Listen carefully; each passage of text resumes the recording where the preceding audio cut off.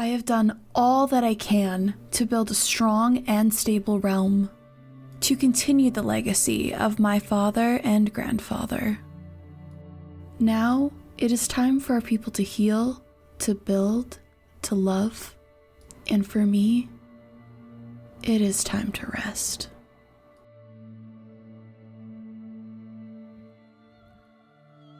Hello Wanderers, welcome back to our Crusader Kings 3 roleplay series following the House of Drengot. And as we begin this episode in the aftermath of the war for the island of Corsica, our country needs time to heal. Sardinia lost a lot of good and honorable men during that war, including our dear cousin, Duke Jonathan of Majorca, perished in battle. We also suffered more casualties among the men and some devastating injuries as well, including to Duke Gerard of Barcelona. Gerard de Bourg was disfigured in that battle and even now lays upon the bed grievously injured, and we are not sure if he will even recover. Should he not, he will leave behind his young son Fulk de Bourg, who we have made a promise to raise in the royal court, and we shall oversee young Fulk's development ourselves. The realm needs time to heal, and we will allow it to do so. And thus we look inwards to our own internal matters. Obviously, our son Tancred has continued to be no source of frustration for Queen Fredesende, and now we see that even his son, Tancred Jr., has, much like his father, taken to the drink, and thus causing even more problems, no doubt, for the future of Sardinia. So we will need to prepare to ensure the safety of the realm beyond our own lifetime. To that end, I would also like to oversee the guardianship of our young grandson, Gilbert, to ensure that he is raised a little bit better than some of the other children in our family, namely Tancred Jr. there. There are other matters to attend to in the aftermath of the war. We do have many prisoners in our dungeon, and we will be ransoming those who are able to pay their ransom, such as Count Ulrich the Kind, Count Rambaldo of Friuli, and anyone else for whom there may be a ransom paid. Clotilda di Parma, the father, or mother I should say, of Duke Tidaldo, our enemy, who was much more than we truly expected in that war. The forces of Tuscany were substantial, unexpectedly strong, able to counter our Norman knights with their pikemen forces, and we will have to be prepared should we encounter such tactics in the future. But it is not time for war just yet. We will attempt to ransom any other prisoners as well. Any prisoners who cannot afford their ransom can stay in the dungeon for now. We do want to attend to our court as well. Somebody in the comments very wisely pointed out that we should switch over Duke Marco and Duchess Rosalind here, as their skills complement that much better, and we will do so. And that should ensure the stability of the council, even though it's got Tancred on it, so you can probably guess how those council meeting goes, if he actually even shows up to them, honestly. And Duke Gerard is badly wounded, resting, and can't even attend council meetings, so it's mostly just Duke Marco, Duchess Rosalind and Bishop Rainer. So take that for what you will. And I think that should be most of the things to take care of, particularly in our realm. Do we have any young ones here that we need to watch over? Oh yes, young Musa Hudid from the Hudid clan here. We did recruit him into our court a little while ago, and we'll just arrange, even though he's still pretty young, we'll arrange for a guardian for him to raise him as a good Norman. Perhaps, you know what, perhaps Archbishop Rainer can actually do something useful for once. And you can raise this young child once he's old enough, obviously, but we're just preparing for that eventuality. And yeah, that should be most of those events. Obviously, part of the recovery efforts will be building up our territories and building new construction efforts here. To that end, we will be constructing a city here in Arborea. And basically just developing Sardinia as much as possible for the future, so that we can leave a legacy not just of conquest and war, which we certainly have, but one of growth and development for the land as well. Duchess Fredesende, obviously, whose memory is beginning to fade, who has started to recuse herself from the world. It is her goal in these last moments to really leave a strong legacy and to put her son, her wayward son, in as good a position as possible for the future. A new face is wandering around my throne room, occasionally giggling and jumping up and down on the spot when she glances upon some artwork representing Norman ways. There's something off about this visitor, and when she comes forth, it is evident she is carrying a replica of my favorite sword. I cannot help but genuflect before you. I have devoted my life in Aurillac to appreciating the culture of Normans. I speak only in French, eat Norman roast swan, and have studied the blade in Norman fashion. Who is this lady?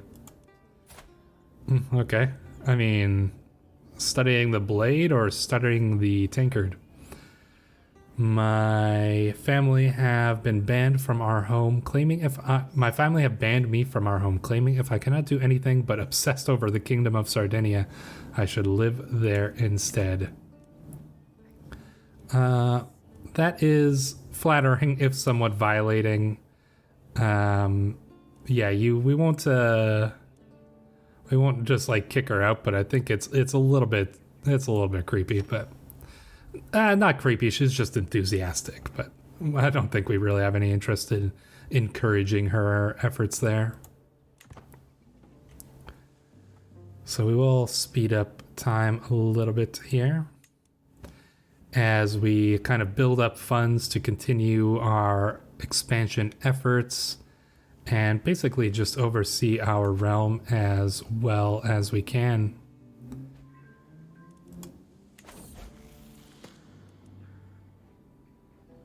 While I was at the market with Gilbert, his attention was caught by a criminal chained in the pillory. Gilbert watched him for a while. When he did not but cough and beg for water, Gilbert rolled his eyes and kept on walking. You know what? Perhaps Callus actually does make the most sense. Yeah. I mean, he is just a prisoner. That is how it is. Our nephew here wishes an alliance. He is Count Frary of Messina. He's got a decent amount of troops. Could be useful. We will accept his offer of alliance. Our funds build up and we will continue our expansion project soon, but we do have an inspired person here in court. Abdallah Galinid wishes to build a chest. Who is this guy? An Ashari Andalusian? One of our Andalusian subjects, perhaps? He is very competent in his craft. Yeah, I think we would be willing to allow this man to build us a fine chest to display in our throne room. Why not? I would like to request some funds from the Pope, but we don't have the piety just yet. One thing that I do also intend to do before the end of Fredesende's reign is to essentially formalize the relationship between our Norman and Sicilian subjects. And we may be forming a hybrid culture, and we'll look into that in just a second. I'm going to take the defensive perk there. But yes, let us look into that really quickly here. So as you can see, the Sicilian cultural acceptance is at 40%, which means we can form a hybrid culture. And the way I see it is that Queen Fredesende has grown up mostly here in southern Italy. She moved to Sardinia later on in life. But this has been the heartland of our family for many decades even. And we've made a lot of inroads with the people there. So I think it makes plenty of sense to form a hybrid culture here. So we will be creating the Seculo Norman culture. I'll be doing a few changes here, and then I will show you guys real quick what those changes are. So as you can see here, we have basically set up our Seculo Norman culture. Our heritage will be Frankish. This is what we have brought over from northern France, and it is a large part of the Norman heritage, as well as the Norse heritage that kind of influenced that as well. But we will be having Italian Vulgar as our main language because the majority of our subjects speak that language. Obviously, martial custom men only because that is traditional in this region. As for our traditions, the important parts, we can choose 7, which means we only had to leave 1 out. So we have swords for hire. Obviously, the Normans were vaunted mercenaries and adventurers, so that is very fitting. Stand and fight, I think this makes a lot of sense because we are a warrior culture. One of my favorite ones, Chanson de Geste, is very cool because our knightly heritage and our adventuring heritage is a big part of our culture and part of this campaign. We've had some really amazing knights in this campaign, such as Gerard de Bourg, Duke Jonathan, King Jordan, obviously our grandfather, Duke Richard as well. So all these people have had stories about them and have kind of developed this culture of brave adventuring knights, which is kind of exemplified here in this tradition. Republican legacy, this is something we're bringing over from our Italian subjects, and the importance of the urban centers and our Republican vassals who have had quite a bit of influence, mostly behind the scenes, but the mayors have played a bit of a large part in some of the more background stuff going on in the campaign. Hereditary hierarchy, obviously the Drengot family has ruled here pretty strongly since the inception, and they will no doubt continue to do so in the future. Xenophilic makes a lot of sense because we have been quite forward thinking when it comes to integrating the various peoples of our realm. And we have refined poetry, and I think this comes a little bit from that same kind of historical background, possibly even from our Norse background, where poetry and the Norse sagas were very important. I think maybe this has kind of evolved into a more refined type of poetry, but it is still a legacy of our Norse heritage. And as for aesthetics, we will use names from both cultures because there has been a lot of intermarriage between the Norman and Italian subjects. Mediterranean castles because we are in the Mediterranean, and coat of arms from both. And as you can see, I've changed it to Seculo Norman rather than Sikilo Norman. So there we go. We shall form this hybrid culture.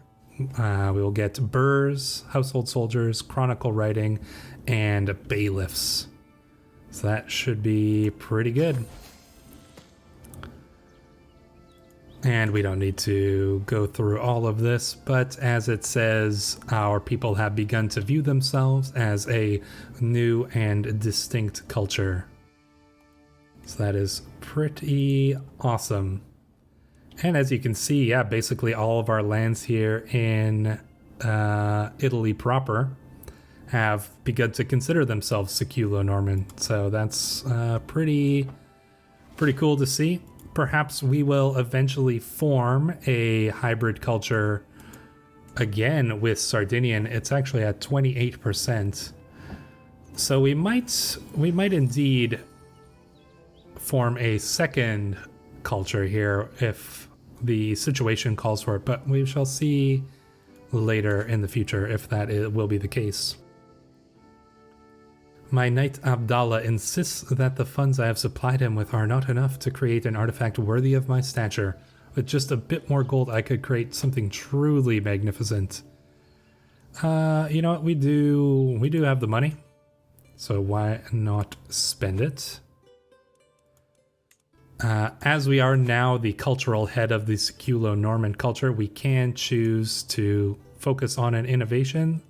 What do we have here? Divine right. Yeah, I suppose we can. No, I think what we want to do, I think we're either going to go for heraldry or knighthood. Let me take a look here. You know what? I think we're going to go for knighthood because knights have been really important to our playthrough and to our culture. My knight Abdallah gleefully grabs my attention. My lady, I've completed a miniature prototype of the chest you commissioned, complete with a working lock. He holds out his palm, and atop it is a tiny chest, complete with gold leaf and a key as small as a piece of grain. There is a gemstone inside. Try it for yourself. As he hands it over, the key slips between his fingers and goes flying. Scrabble though he does, there is no sign of it.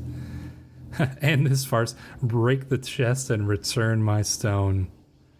Or we could keep the miniature chest. You know what? I think yeah, give us we don't want to have our stone just locked in this chest here. Break it open. What is this? My spies have informed me about a hunter causing a ruckus at the local tavern. The man has been spending large amounts of gold and bragging loudly about a great deal he struck with fancy ladies in pearls and silk. Apparently he drew a map of the local plains for an unknown noblewoman. The spies think the lady must be scheming against me or one of my subjects. Yes, thank you for bringing this to my attention. We must figure out who it is that is scheming against us. My lady, my knight Abdallah, gestures me over to an object covered in fabric with a wide grin on his face. I have toiled many days and nights, and finally my work is done. He whips off the covering, and my eyes grow wide as I see what's hidden beneath. A chest of masterful craftsmanship. It is constructed from maple planks. The wood has been varnished to give it a rich, dark shine. Says here we have Abdallah's chest that increases our piety, renown, and court grandeur bonus. That is pretty sweet. Let's put it up in our court here. Now let's toss it right over here. People can look upon that chest and wonder at its glory and what it holds inside. Looks like Duke Gerard is still surviving, actually. I do want to modify his feudal contract. I think we can now... Yes, because we have the Burrs innovation, we can now make him a march. And we will do so because literally that's what he is. So that will give him less taxes. But he will have a bigger levy size, bigger garrison size, better levy reinforcement rate. That is perfectly fine by me. My son has arrived in Cagliari to pay homage to us. I wait patiently on my throne for the arrival of Count Tancred. He kneels in deference as attendants bring forth his gifts of coin and precious objects. The oath is taken, and scribes record his pledges to serve the Kingdom of Sardinia. Things do not go well from the outset. Oh, Tancred, he probably came in drunk. And I think they're going to give him a mocking nickname, the Eloquent. Tancred the Eloquent. You know what? We are not simply going to let our son make a mockery of our court. We will call him out on that. Oh, and here... Well, speak one thing and another happens. Duke Gerard has passed away of his wounds, leaving his young son, Duke Fulk, to hold that land himself. We will continue to raise him, and we will switch him to a martial focus, I think, once he is old enough to learn such things. But that is pretty unfortunate. Gerard de Bourg was a good and loyal servant and a good man. We do need a new knight. And perhaps Sir Pandone here. He is a lowborn man, but he is Secular Norman. Legendary Blade Master, skilled tactician, damn. Guy knows his stuff, yeah. Alright, let's make you the new marshal here. And yeah, that should be good. And you know what? Maybe we shall have you train commanders. We're not in war just yet, so I don't think we need to worry about anything like that. I would like to continue our construction projects. Let us build a temple holding here in Logduro. Oh, and Duke or Archbishop Rainer has passed away. Oh my gosh, we have the absolute worst luck when it comes to archbishops. Rainer has been replaced with Gaetano, Secular Norman at least, but cynical, trusting, vengeful, not very good at his job, and he is a lunatic. Well, that's just great, isn't it? Well, you know, that's what the Pope does. You know, we don't make these decisions ourselves. It behooves a queen to spend time at sea with the salty air in her face and a fine vessel beneath her feet. Today sees my personal craft and a small escorting squadron out for drills, practice, and pleasure. The short voyage has been an exhilarating change of pace from life at court when we spotted a distant plume of water, followed by a small island of wine-dark flesh rolling out of the waves. The greatest beast of all the deeps. A whale. We could get the harpoons, but I mean, we're 66 years old. We ain't harpooning nothing. Let others handle it, just bring me the Carsa. No, you know what? We will let this majestic and fearsome beast go free. We can ask the Pope for some money, and we will. Thank you. And oh, it looks like we can change Duke Marco's contract. So we will get some better feudal levies from him. I heard of a reclusive scholar living nearby and decided that I wish to enlist his services. I pay him a visit and discuss with him whether he's willing to come to my court.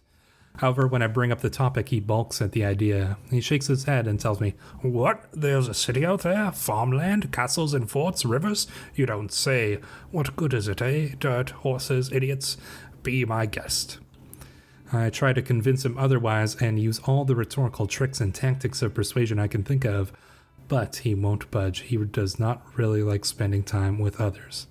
What a huge waste of time. What an unlikable man. Yeah. Refusing the queen. How dare he? We have some more money. We can continue more construction projects, such as building a city here in Tortoli. Following the death sentence of a lowly thief, I asked my grandson Gilbert what he thought. He responded that the sentence was far too harsh for such a small crime. Just?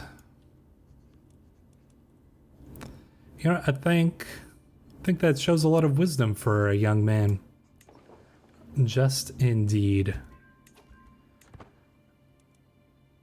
Oh, nice. And we are getting some aspiring blade masters in our court due to our new marshal's skills. I've heard rumors about a noble and valiant warrior woman in a distant land who is immortal and stands guard over an ancient gate made of marble and obsidian. Those who best her in combat will be allowed into the gate, which is a portal to heavenly paradise, a most peaceful and pastoral landscape one can live in with no worries nor fears. If it did exist, could I go there? If only I could go to such a place, I'd be so happy. I'm sure I could beat the woman and gain entry. I don't need it. I have all I need here. You know what? I think we could beat the woman and gain entry if this was a true story. I doubt that it is. And our level of splendor has increased. I mean, let's face it, we are a pretty great country here, the Kingdom of Sardinia. My spy master comes to me with grave news. While we do not yet know who, someone is plotting to kill me. Someone is plotting to kill Queen Fredesende? Who would dare? We must find the villain behind this.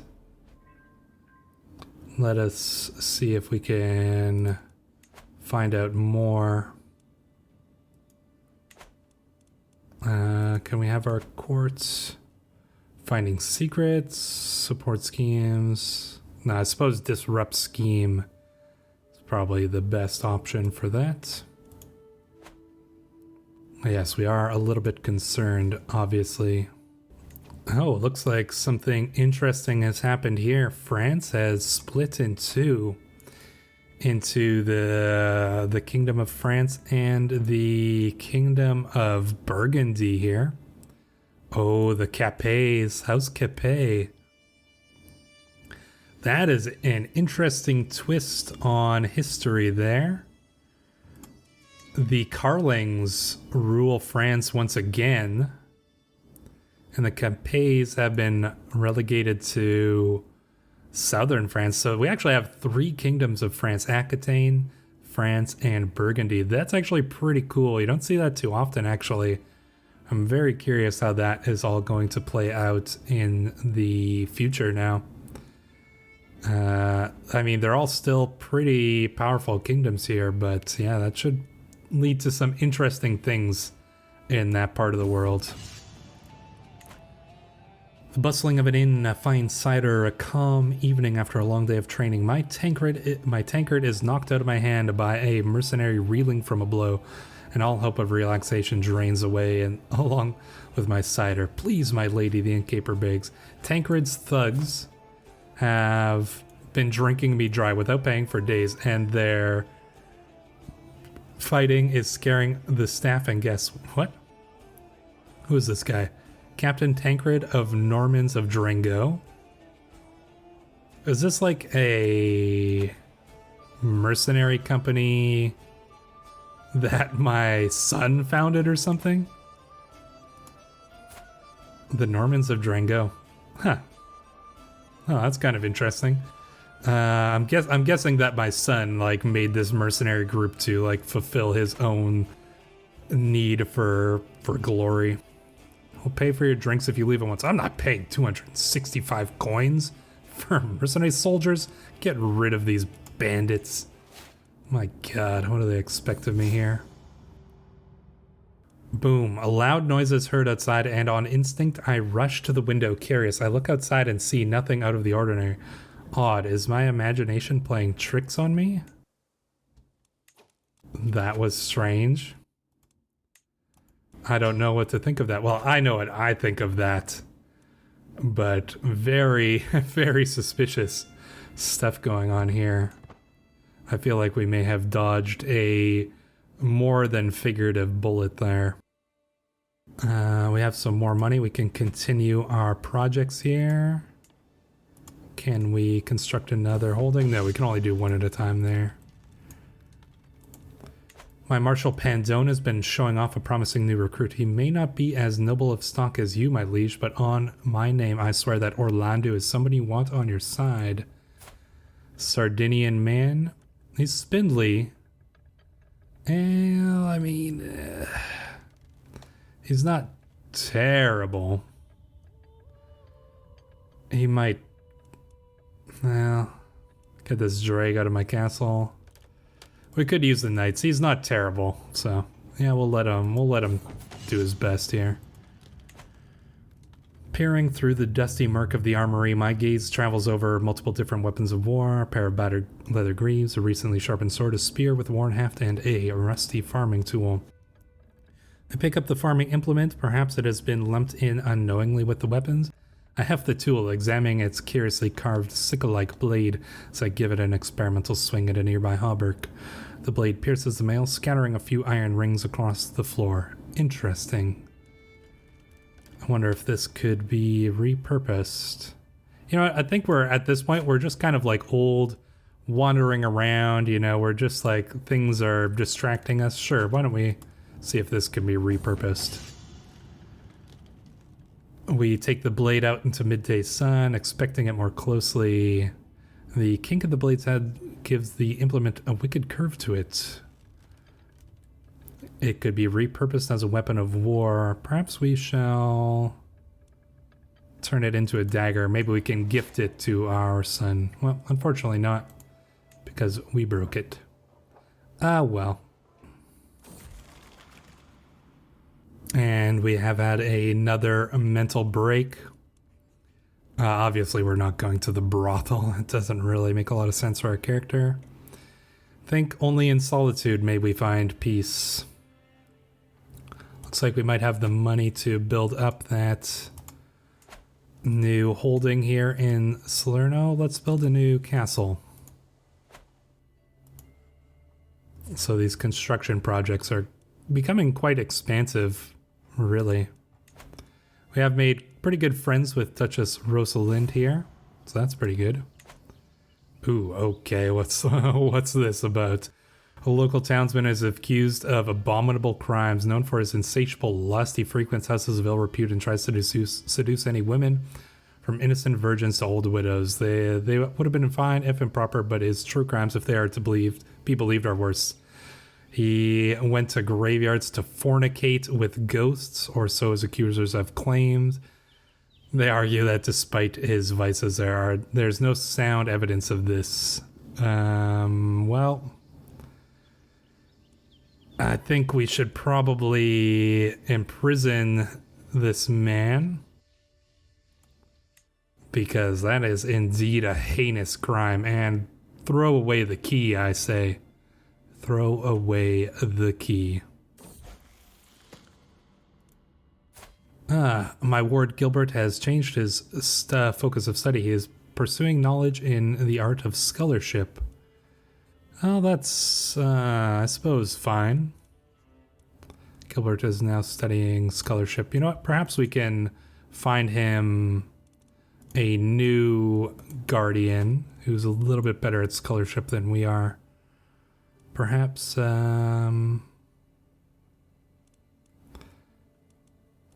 Agnes here. She's pretty knowledgeable.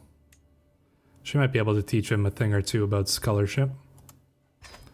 So yeah, let's let Agnes take care of that. And we can hold court, so let us do so. So here are the petitioners. Gesture for the first to approach.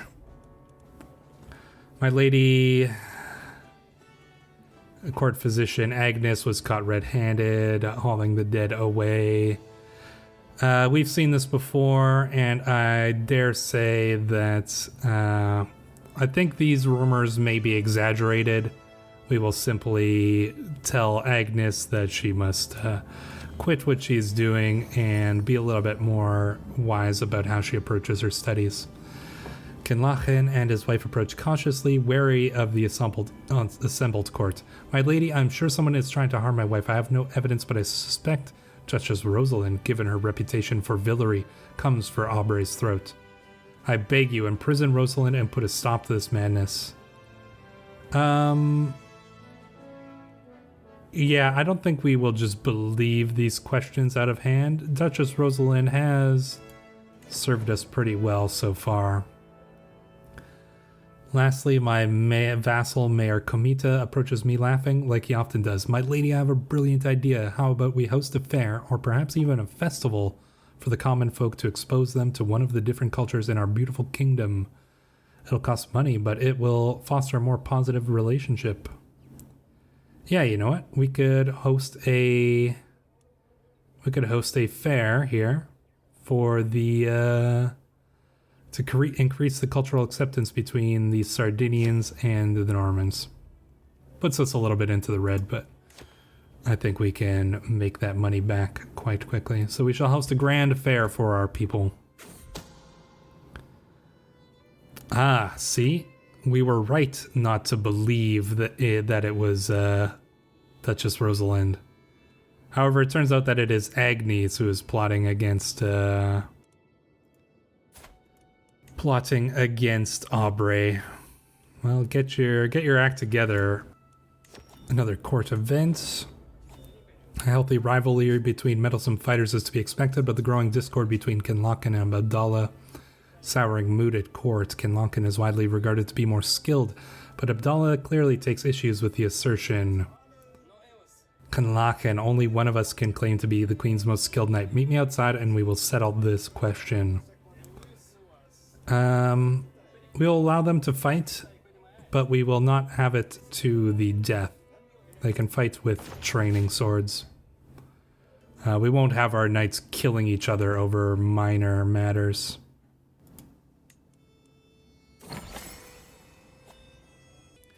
Count Rambaldo has sent me a gift, a lavishly decorated box filled with gold.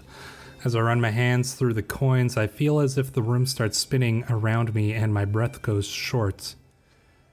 Count Rambaldo. One of our enemies from the war with Tuscany? Oh, is he behind this? How unexpected, and what a curious side effect. Oh dear. We shall have Duchess Rosalind pay homage, and she performs admirably as expected. We do have some inspiration projects. You know what? Yeah, let's get a crown forged here. Her skill is merely decent. Ooh, this guy's legendary. Oh, but we do not have that much money. You know what? Let's get a crown made. Even though we are feeling quite unwell here. Oh dear. For all the authority I supposedly wield as queen, I cannot be everywhere in my realm at once. This is where my knight Orlando could come in, who has been enforcing my decrees around the countryside. Could he serve as my right-hand man and take a more active role in the realm? Orlando. Oh, he's the new guy, the young new guy. Marshal Pandone can handle those problems. He's a little bit older, a little bit more experienced. Uh-oh. I knew that getting older would mean doing everything slower, but I didn't think that it would all come to a halt until my death. Lately, I feel a constant malaise and everything takes more effort than before. I worried that if I lie down, I might not be able to get up again. There is no doubt that my time is running out. I feel like I can do naught but await death's sweet embrace to claim me. How long will I have to wait? Not long at all. Queen Fredesende of Sardinia rests in the arm of the Lord at 70 years of age. A hollowed shell of her former self, she had long lost her wits by the time of her final passing. King Tancred ascends to the throne, ever confident in himself. Tancred's rule may bring glory or shame to House Drengot. Only time will tell. Well, thus ends the reign of Queen Fredesende.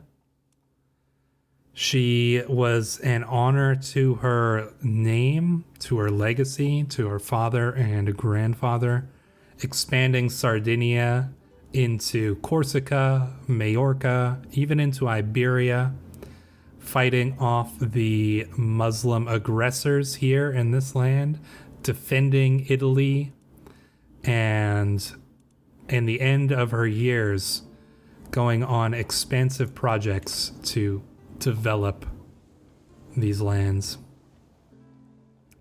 She will be missed, but we must now say, long live King Tancred the Eloquent. What will his reign bring? That is for the future to decide. Let me know what you guys think Tancred's reign will bring. But until then, we shall discover that in the next episode. I have been Stray. You have all been absolutely wonderful, and we shall see you all in the next episode.